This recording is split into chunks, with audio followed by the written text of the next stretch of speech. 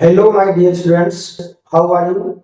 I hope you will be fantastic. Now you are going to learn about class 10th English PYQ paper MCQ questions. Let's start your class.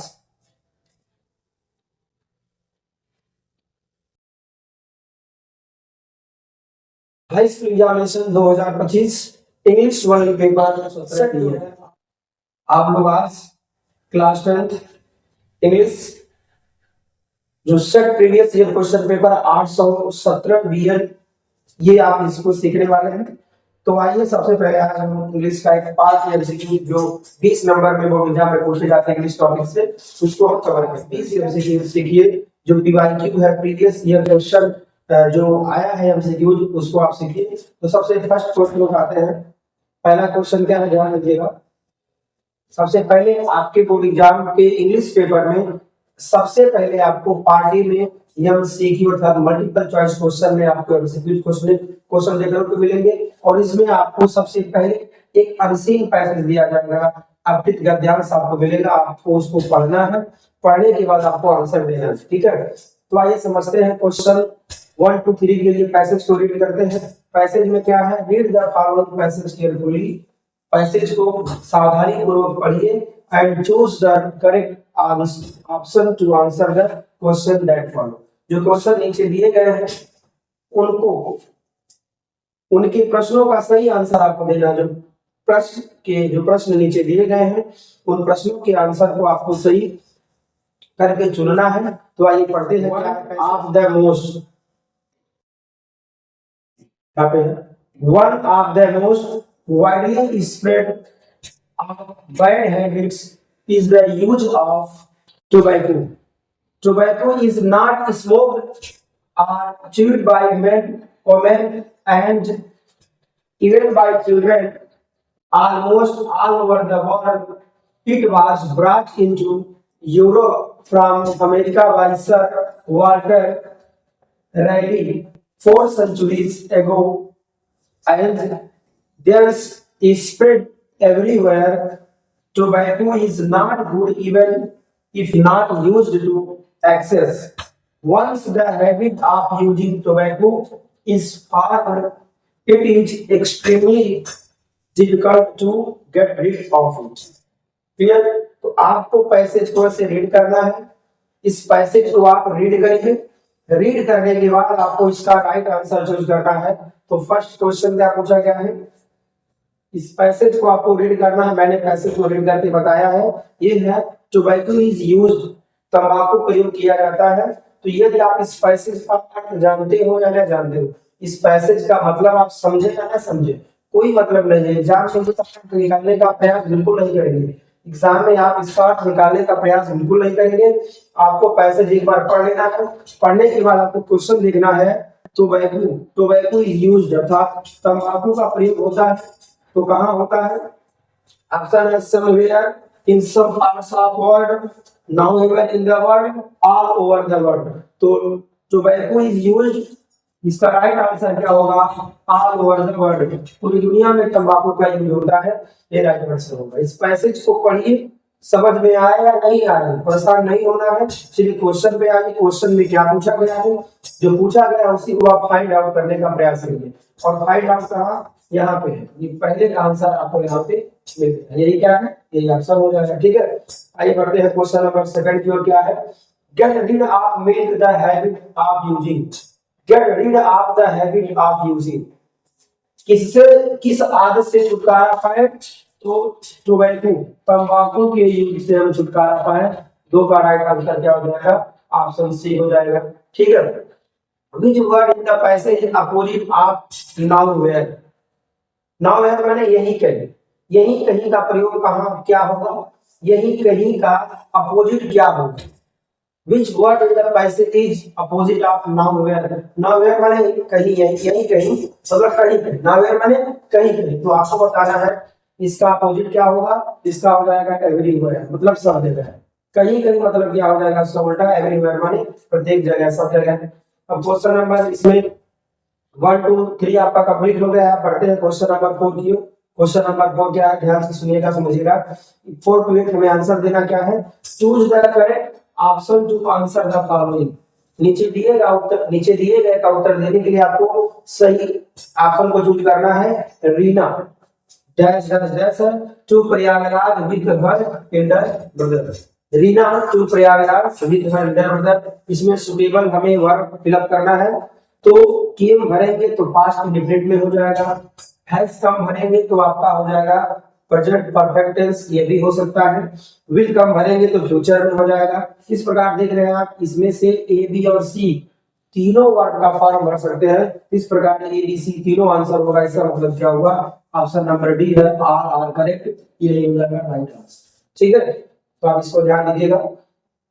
ठीक, अब हम आपको board exam में क्या करना होगा, board exam में आपको एमआर मिलेगा, वो एमआर पे आपको वही ऑप्शन काला करना होगा, वो ऑप्शन काला करना होगा।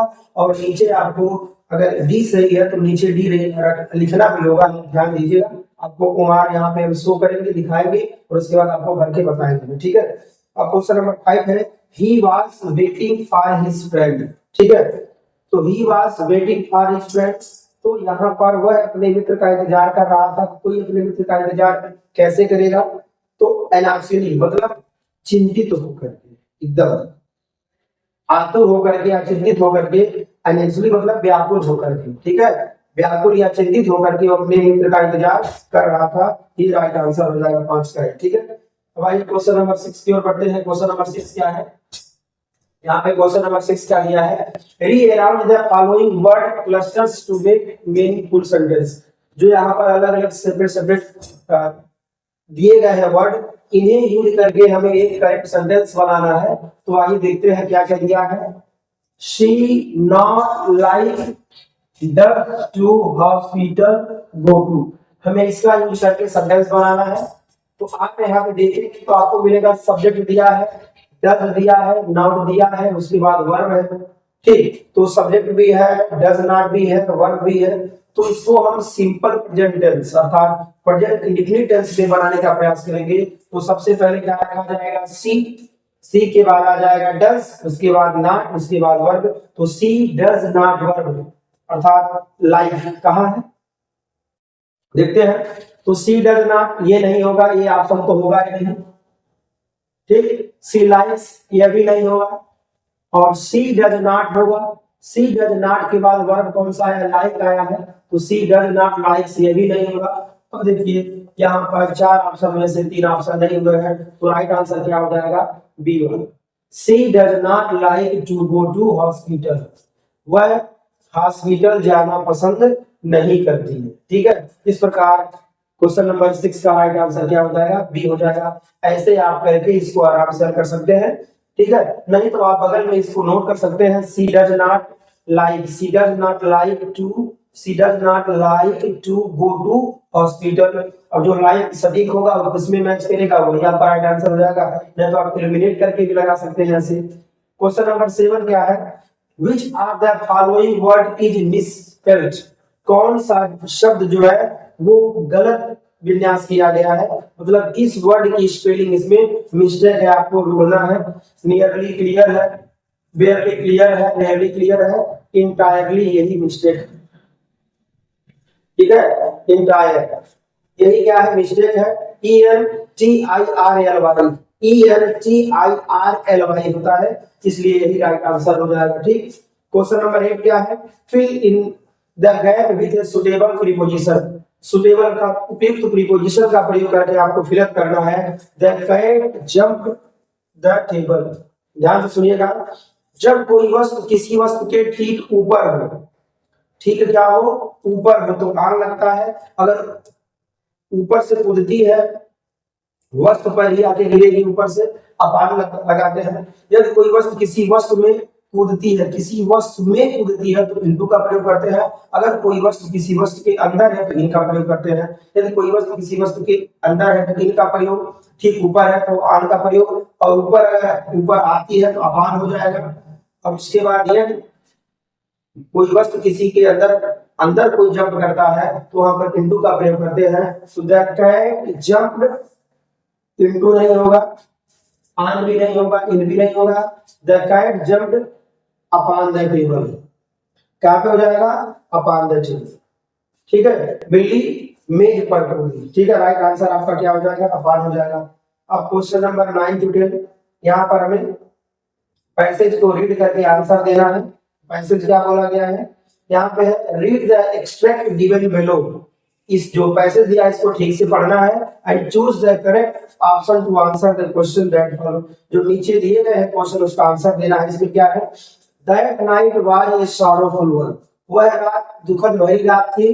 All our work for nothing. हमारे सब कामों के लिए कुछ भी नहीं। There is no one. कोई नहीं है हु कैन हेल्प अस, जो हमारी सहायता कर सकता है।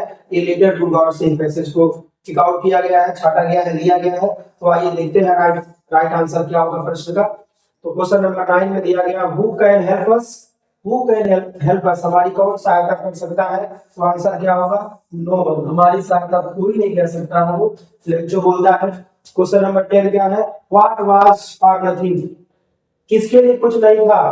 All our works. हमारे सारे कामों के लिए कुछ भी नहीं था। राइट आंसर क्या हो जाएगा आपका? 10 का हो जाएगा सी।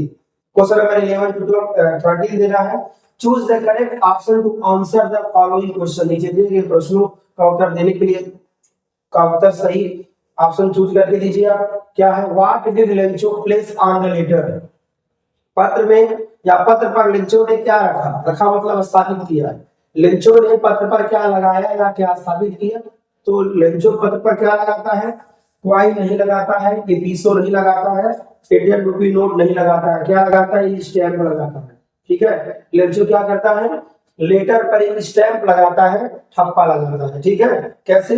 इसको चार्ट करके ठोक देता है बढ़िया से। क्वेश्चन नंबर 12 क्या है? What is in Mandela's view the greatest wealth of a nation? Mandela के अनुसार एक देश का सबसे बड़ा धन क्या है? मंडेला के अनुसार एक देश का सबसे बड़ा धन क्या है? तो उसके जो लोग होते हैं वही होता है। हमने आपको पढ़ाया था। तो पीपल। ये क्या होगा? गोल्ड, सिल्वर और डायमंड ये किसी देश की धरोहर नहीं है। देश के सबसे बड़े धन यही नहीं है। क्यों? ये रहकर क्या करेगा जब अच्छे इंसान नहीं होंगे, बेच खाएंगे सब। इसलिए राइट आंसर क्या होगा? डी होगा। मंडेला के अनुसार जो लोग होते हैं वही किसी देश के सबसे महंगे, सबसे बड़े क्या होते हैं? धन होते हैं। अगर इंसान अगर अच्छा है तो देश गरीब है, अमीर बन सकता है। लेकिन अगर इंसान बेकार है, लोग उस देश के सिटीजन नागरिक अगर करप्ट है तो देश बर्बाद और तबाह हो जाएगा। ठीक है, तो उनके अनुसार मंडेला यही उनकी सोच थी कि जो पीपल होते हैं तो people are the greatest wealth of a nation. ठीक है, अब क्वेश्चन नंबर 13 क्या है? What name did Anne give to her diary. Anne Frank ने अपने डायरी को क्या नाम दिया था? तो राइट आंसर होगा किटी। राइट आंसर क्या होगा? किटी। एन ने अपने डायरी का क्या नाम दिया था? किटी। ठीक है, KITTI है, यहाँ पे आपको कम दिख रहा होगा, किटी है। ठीक है, क्या राइट आंसर होगा? ये किटी होगा। याद रखिएगा। आगे बढ़ते हैं आगे। क्वेश्चन नंबर 14 की ओर बढ़ते हैं। क्या है? Read the given extract and choose the correct option to answer the following questions. इसको पढ़ करके हमें सही ऑप्शन को चुनना है। If when you are walking around your yard you meet a creature there who hugs you very very hard, be sure it is a bear. If you have any doubts I guess he will give you just one more courage. अब आपको इसको पढ़ के answer देना है। ध्यान दीजिएगा, यहाँ पर आपको अर्थ नहीं समझना है क्योंकि अर्थ समझने का काम पहले हो चुका है। इसको पढ़ करके हमें राइट आंसर देना है। ठीक है, how to tell wild animals poem से इसको लिया गया है। और क्वेश्चन क्या पूछा गया है? ध्यान देना है। What sort of creature do you meet while walking around your yard। ठीक है, यहाँ पे थोड़ा मिस्टेक हो गया है। क्रिएचर होना चाहिए, क्रिएटर लिख दिया है CREATURE। यहाँ पे थोड़ा मिस्टेक हो गया है, क्रिएचर रहेगा। What sort of creature do you meet while walking around the yard। अपने आंगन में टहलते हुए आप किस प्रकार के प्राणी से मिलते हैं? तो राइट आंसर क्या होगा? बियर होगा। राइट आंसर क्या होगा? बियर होगा। यहाँ पे थोड़ा मिस्टेक हो गया था नोट करते समय। तो आपको जब इस पैसेज को पढ़ रहे हैं तो आप किससे मिल रहे हैं, यहाँ पे राइट आंसर दिया गया है वियर से मिलते हैं। और क्वेश्चन नंबर 15 है when will you get one more cash, when will you get one more, ये राइट आंसर क्या हो जाएगा सी। ये क्वेश्चन नंबर आपका है 16 क्या है, what did Tricky refuse to eat, Tricky क्या खाने से इनकार कर देता है, तो फेवरेट डिशेज, राइट आंसर क्या होगा फेवरेट डिशेज, ट्रिकी अपने फेवरेट डिशेज को खाने से इनकार कर देता है, आप इसको ध्यान में रखिएगा। अब आइए बढ़ते हैं क्वेश्चन नंबर 17 की ओर। क्या है, who can be easily robbed, किसे आसानी से लूटा जा सकता है, who can be easily robbed, किसे आसानी से लूटा जा सकता है, इसका राइट आंसर होगा एक ग्रीडी मैन, लालची आदमी को आसानी से लूटा जा सकता है।